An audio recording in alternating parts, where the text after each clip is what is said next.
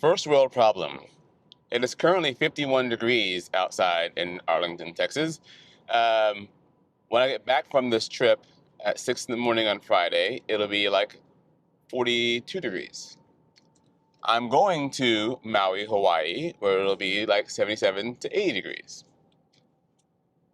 I hate cold, and I struggled for a few minutes at home on whether or not to bring my winter coat.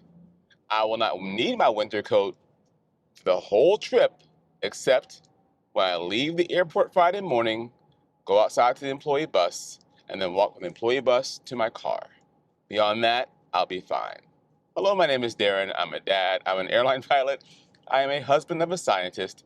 And this is a reserve trip, 3-day trip to Maui, Hawaii. And it's stupid easy. So I'm on short call reserve. I went on reserve this morning at 5 o'clock in the morning. Now, I was advised of this trip. I knew about this trip yesterday at 10, or like it's 11 in the morning. Yesterday was a day off. And my airline, they processed the next day's assignments around between 10 and 11 a.m. the day before. Well, they had a bunch of open trips. They had a London, but me being a 5 o'clock start, I was limited to how long I can work. Because even though my duty date doesn't start until I sign in, the federal airline regulations take into account what time your wrap starts. And wrap is reserve availability period, when I have to be able to answer my phone or respond to a message from my airline. So with a 5 a.m. start, I was only legal for this Maui trip, a London trip, the early London flight, and another Incheon, Korea trip. Now, by the time you're watching this, I just came back from Incheon a couple days, 3 days ago. I'm not ready to go back to Incheon. So I knew I was going to be used with our software for reserve. It shows you the order in which you were going to be used for a trip. And I was number 2 to go. So I was going to get a trip no matter what. So I'm like, well, I attempted to pass all, saying, in case people pick up trips and I cannot fly, I don't want to fly. Why? Because it's the game. But if I have to fly, I only listed this Maui trip. I didn't list anything else. And I didn't look too much into it, but the Incheon trip was to someone senior to me. And I was talking to my wife, I can only surmise that they had pass all turned on with nothing listed. So that the system went through and said, okay, no one can pass all. This person has me. I have a Maui trip listed. We'll give him Maui. Okay, what's left over? We have Incheon, and I gave the Incheon to the guy senior to me. Now, maybe he wanted Incheon. In our current reserve system, the number of hours worked, it comes into play in one portion because they can only, per contract, they can't schedule me as a reserve pilot for more than 85 hours of credit per month for reserve days. It's important. So if you do 2 Incheons, that's almost 60 hours, it really limits you what they can fly you, right? So I'm like, I've already done one. After this trip here, I'll have like 55 or 56 hours of reserve credit for the month, meaning I can still fly quite a bit, but less than, some other people. So I didn't want to go to Incheon again. I was not ready to go to Incheon again. So I got this Maui trip. And what's the trip? Great question. It is a deadhead to Maui. And you're saying, Darren, didn't you just deadhead to Narita? I did. And the reason I'm deadheading to Maui is not because someone got sick. It's because they are changing equipment from a 787 to a 777. Today, December 18th, is the last day of 787 service from Dallas to Maui. Tomorrow is the first day of service of 777 service from Maui to Dallas. Well, they need to have some way of getting the right crew there, right? So myself and 2 other pilots are deadheading to Maui, and then tomorrow we'll fly back, and the pilots that are flying us to Maui will be deadheading back on our 777-200. Pretty easy. I thought this trip came into me because the original pilot was out sick, And if you're sick in my airline, it's kind of weird that your trips can't be picked up by anybody else. They're called sick pending, where if you don't clear sick by like 7 a.m. The day before the trip, it goes into open time. Well, at that point, no one can pick it up directly. They can still bid for it another way, but anyway. So it's a pretty cush trip, especially for a reserve pilot, right? So it's just a deadhead there, and I am relief pilot back. It is what it is. I don't mind being a relief pilot. You know, I've had enough flying trips recently that I can kick back and be a relief pilot for a bit. And this is a stupid easy relief pilot gig, right? It's a 7-hour and change red eye back to Dallas with a 3-person crew. So we're all in the seat for like 2.5 hours per person, a little bit less than that. So 2 hours, 2 hours sitting. Well, how it'll probably be is we'll take off out of Maui. I'll get them settled. Then I'll go back and take a break for 2 hours, maybe 2 hours and 20 minutes. Go back up front. Then I'm up front for the rest of the flight, so like 5 hours. I used to do 5-hour red eyes from Bogota all the time. We get in at 6 in the morning, and I'm done. So I started a little bit early today. It's 9:13 right now. I'm early. I'm always early. And then I finish at 6 in the morning on Friday morning, and I have the rest of the day off. I do have the weekend off, and then I go back on reserve on Monday, the week right of Christmas week. And speaking of Christmas, by the way, someone commented and asked, how many Christmases have I missed in my career with my family? I think in 17 years, I have missed maybe 4 Christmases. And to me, a lot of people put a lot of emphasis on one day. It's a day, right? We celebrate early, right? It's not a big deal. It's not the end of the world if my kids have to celebrate Christmas early. That's the perk of having an airline family. Sometimes you get to open your gifts before other people do. But it doesn't faze my family at all. Chances are we'll probably play it by ear, but maybe open up gifts Sunday evening since I am on reserve at 5 a.m. on Monday morning, and I could get a trip that covers Christmas. So that's what it is. So yeah, my deadhead is in first class on a 787. I get seat 4 Delta. Nice long deadhead. Get to Maui. I'm there for 26 hours, and then it's just one flight back. All right, it continues.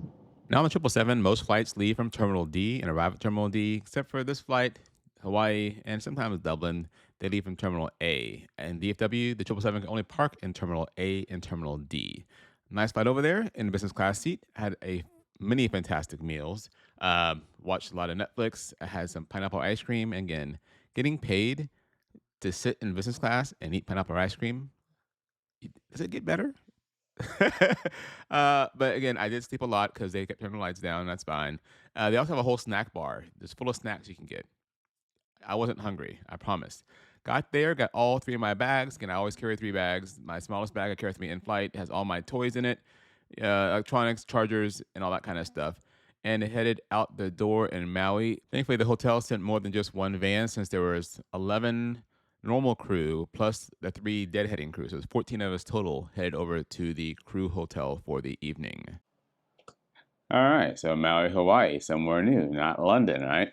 Another deadhead, and it's kind of funny that I've been deadheading a lot lately. I feel. When I was on the Airbus previously, I was very senior. One year I did like over 50 deadheads in a year because I was playing games. I paid the same to deadhead or fly. But nice flight over here, seat 4D. Again, lots of food. Slept a bit. Wasn't even tired, but they make the cabin so dark because they control the windows and the lighting. And I'm like, oh, maybe I will take a little nap, like an hour nap. It's funny to be paid to sleep, right? Got here really early. The gate wasn't open. Waited a little got to the gate, and I realized I left my water bottle on the airplane. That's unfortunate. Maybe I'll ask for it tomorrow when I go back to the airplane. We leave from the same gate. If not, we have so many water bottles at home. My wife will be happy I left it behind. Very nice crew, very senior crew. Apparently this is all they do. Like, the flight attendants, this is what almost all of them, it's all they do. The pilot that flew us over here, I was talking to the FO. He says, yeah, man. Because I told him I'd never been here before. He's like, well, you want some tips? And he gave me some tips about the area, about the hotel area. He's like, yeah, Darren, this is all I do. Like, this is all he does, is Maui. Which is interesting, right? I mean, it's there are worse places to fly, but then it's also it's a low value trip, right? I mean, it's 15:45 ish, 15 hours 45 minutes for a 3 day trip. London pays 20 hours. Now it is all daytime flying here, and then flying back is a red eye, right? But you get in at 6 in the morning and you're done. So I can see the appeal of that. I don't know. Maybe one day I will be like, yeah, I'm a Maui guy. We'll see. But over 26-hour overnight now. So plenty of time to do things. I am going to work on my video about Tokyo and London, which you've already seen by now, and relax. I'm not a beach guy, but I am going to go dinner with the captain. That's going to be my new resolve, is to go out with more of my crew members. So I want my crew in John, and I'm going out with my captain tonight in Maui. So making inroads, right? Not to be such a slam clicker. But yeah, 3 day trip, home on Friday, and then I'm off 2 days, and then I'm on for 4 days. So we'll see if I have to work over Christmas or not. All right, that's all. Yeah, I did go out with the crew. I had the Angelica Pickles burger. It was a burger topped with deep fried pickles, bacon, Monterey Jack cheese, and mayo. It was very good. And again, nice going out with the crew for once. Next day, I got up early and went out for coffee, not Starbucks. I went to a nice local place, had coffee, and went for a nice several-mile walk along the coast, and just to get my steps in and to not be in the hotel room, right? Again, I'm not a Beach person, it's not my thing. I do call the ocean and pools nature's toilet or a public toilet. That's just how I am. I don't like going to pools or in the ocean, but I appreciate looking at the water and seeing the scenery in Hawaii. So, cool morning outside, enjoyed my coffee. I did several miles of walking up and down the Maui coast. Again, there's chickens and roosters just running around. But I walked around quite a bit, went back to the hotel room. I worked on my videos, went back out for lunch, and then, well, walked out the other direction several miles. Got lunch, called the wife, called the kids, and just relaxed. Again, very little actual energy spent beyond getting my steps in. And before long, it was time for my afternoon nap to prepare for the red eye back to DFNW. Okay, almost done here in Maui. It is 4:27 local, 8:27 p.m. at home. Not that big of a difference. Fine overnight. Didn't do a whole lot. I'm not a beach person or a what I call nature's toilet person. But walked a couple miles in each direction from the hotel. I appreciated the water. Had some local coffee. Tried getting my video out about Tokyo and London, which you've already seen, but my little MacBook Air ain't cutting it for this longer 4K video stuff, so I'm gonna have to get a new solution if I want to do this on the road. But yeah, went with the the captain and FO last night. It was nice to go out, right? Both very senior. Like the FO was like number 9, I think, been on the airplane. He could hold 777 captain. The captain is so senior, he only works 70 days a year. Yeah. And the FO does a thing called IMAX where he gets paid like 100 hours a month and flying like way less than that, like 30 hours a month. He does some, it's a contractual thing he can do. Really senior guy. Both very nice people. Nice to go out. This morning I was up around 3:30 local time because at 7:30 at home and I was awake. So kind of just watched Netflix, YouTube, played Madden. Yeah, ready to go home. Both pilots, I was talking to them about the flight home. It's blocked for I think 7 hours, which is kind of funny because it's a three pilot operation. 7 hours and 3 minutes, right? So it's 7 hours 3 minutes, and it's three pilots. So I know why they do it, and I want them to do it because it's a red eye flight overnight. But with that, and that's taxi out and taxi in. So really like 6 hours of flight time. So I guess we each get like an hour and 50-minute break. So I'll be in this seat up front for like, what, 4 hours maybe? Not too bad. So 4 hours paid for 15:45. But yeah, I get home tomorrow morning and I'm off for the weekend. And then we'll probably celebrate Christmas on Sunday because today is the December 19th when I'm recording this. I am on reserve on Christmas Day, so we'll have to see. But yeah, let's go. Oh, Also, I was talking to them about the airport here because I've never taken off out of here in a jet. I did a Cirrus flight years ago, um, asking if they're ever weight restricted or performance limited. No, say they still flaps 20 takeoff, and it's not that big of a deal. So this will be my first time in the real plane doing a flaps 20 takeoff. I'll be the relief pilot, but at least seeing it done. So it's something different for me. And I'm sure I'll have some kind of recreation about this after I talk right now. All right, it continues. So the hotel pickup in Maui is one of the most scenic hotel rides I have taken at the airlines. I mean, you can't get bored looking out at the beautiful scenery of Hawaii. Once at the airport, it is interesting. The terminal, most of it is kind of outdoors. It's covered, but it's not air conditioned. So I didn't film a lot of it, but like right here, going through security, this is all like kind of outdoorsy going through TSA. They don't have KCM there. I thought that was kind of interesting. But walking over to the gate, nice sunset. Again, we were leaving right around 7 p.m. So the sun is setting. By the time we got on board the airplane, it came in a few minutes late. It was absolutely dark. Now, as far as the Maui airport and the runway design, it's not a giant airport. The airport has two pieces of pavement, which is really four runways 523 and runway 220. Now, runways 220 is the primary runway for the airliners coming in, big jets coming in. It's the longer of the two. But runway 5 is just 4,980 feet long. It could accommodate big jets, but it's not much margin.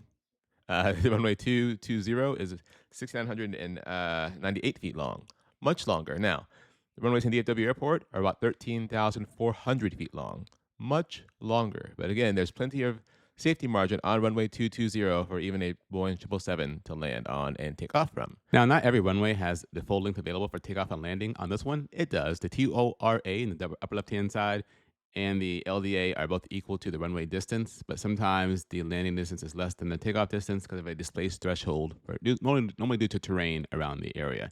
But this runway, the whole thing is available.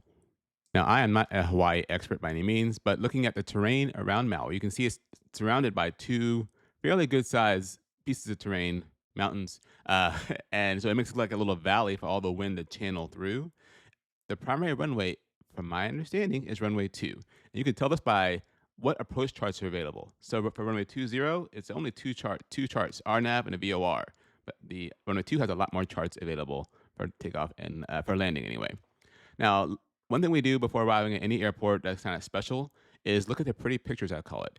These are FAA charts, and it has a pictorial overview of the airport. So this is the airport looking at it from the south, and you can kind of see how it looks there. So we have an idea of what is around, including the terrain. But we can also see how the runway will look when we arrive. So this is runway 2, arriving runway 2. This is what we should expect to see when we come in for landing. We can see it for all four runways at this airport. There's also notes about the airport as far as the traffic pattern, some weather, terrain.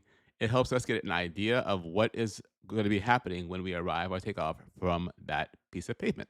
And again, it's something we do before arriving at any airport, especially ones that have special qualifications or terrain or special nuances about that particular airport.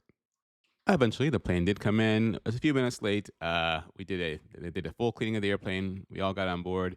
Since I am the FB, the relief pilot, I am the one doing the pre-flight of the outside of the airplane, and I make the beds for the bunks. So I went outside, did the pre-flight again, and you can't pick a better location to do a pre-flight of an airplane in, especially a 777 versus Hawaii versus somewhere anywhere else.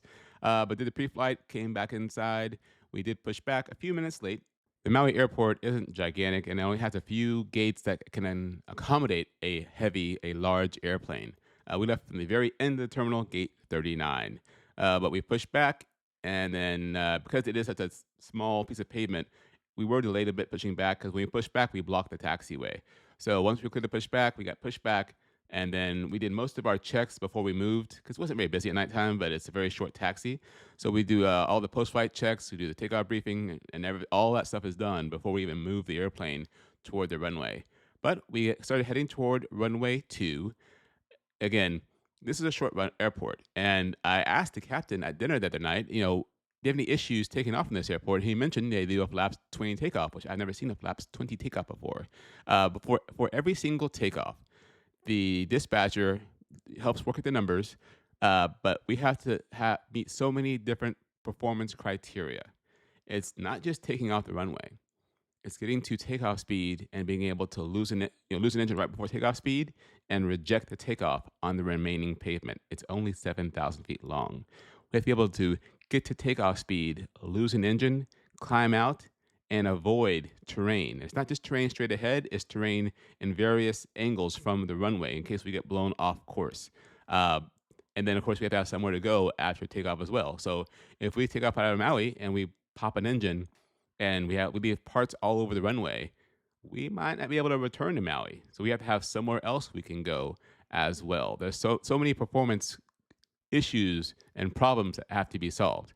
Now, I'm going to show you here on the computer that's built into this Flight Factor 777-200. It has a very basic takeoff calculation computer. It's not the same the one that my airline uses, but I'm going to show you how if the runway is dry, we can take off just fine. If the runway has poor braking, maybe there's pools of water on the runway, we can't take off. Same piece of pavement, and the reason we can't take off, again, is because we don't have enough room to reject on the runway and stop on the remaining pavement. So I'm just going to go through a few scenarios here. That was good. Here's medium. I can still take off. But if it gets to poor braking, we can't take off anymore. And it's because we can't reject the takeoff anymore. But it's pretty rare to have poor. Even at flaps 5, medium, we can't take off, right? So there's various permutations that can be put in to figure out what is the best flap setting for the plane to take it off the runway. And so for this takeoff, my dispatcher, for whatever reason, we'll use flaps 20 for our takeoff. It gives you your speeds, your V1, your VR, and V2. V1 is our takeoff decision speed. VR is the rotation speed, not the lift off the ground speed. And V2 is a single engine climb out speed in case we lose an engine. So those are all the speeds. Now, I'm going to take those speeds and put them into the computer over here. I'm going to make a mistake first. So I tried putting them in, and I realized I still have flaps 5 there. I'm like, oh, crap. And I've done this in a real plane before. Because what happens is you put flaps 20 in, and it deletes your speeds. When I was new on the airplane, I did this mistake a few times. But I'll put all the speeds in V1, VR, and V2. Additionally, I will put V2 in the speed selection window on the autopilot control panel, mode control panel as well. Once that's all done, we will get out of here and head to DFNW. One thing I do like about the 777 is there's a one button up top called a storm switch. It turns all the lights on, and we use that a lot on overnight flights. It's just a one-stop shop. Turn it on, and all the lights go on. Turn it off, and all the lights go off. Having to fix a quick barrel setting because they weren't quite the same. It took me a long time to get this shot correct. I shot it multiple times, and this is my final time. But on these particular engines, we will bring up the thrust levers to 50% in one. Because again, engines are computer controlled. They're mechanical devices controlled by computer. They're not always perfect. They don't always rev up at the same times. So to make sure we don't have any kind of asymmetric thrust issues, we rev up to 50%, let them stabilize. Once they're stable and they're both equal, we go to toga power. Now, in the flight sims, they're always perfect. In the airplane, though, I have seen one lag maybe 10% behind the other until they get to 50%, and then they'll both be equal all the way to takeoff thrust. Down the runway we go, get to V1, VR, and then it'll be taken into the air. Now, of course, right now I'm showing you the first officer view. On this trip, I was in the FB in the middle of the flight deck, but this is easier to show you versus sitting in the middle of the flight deck. But up, and away we go. Plenty of room to stop on the remaining pavement and head toward Dallas. Now, as far as the tracks going over to Dallas, much like London, like over the Atlantic Ocean, there are actual designated tracks to go from Hawaii to the mainland. Again, I've only done this flight twice. Well, I did once to Honolulu and once to Maui. But you can tell all of the fixes on our airway were started with the letter F as in Foxtrot. So fights, FAPIS, FOMAS, Fizzle, and so on. And you can see above the word below, that's the B track. But there's A, B, C, D, E, F on the tracks. I think there's one letter in the middle. But it's kind of a funny way. You can see all the airways there. I'm zooming in, and you can see there's the Elke and Edto, duets.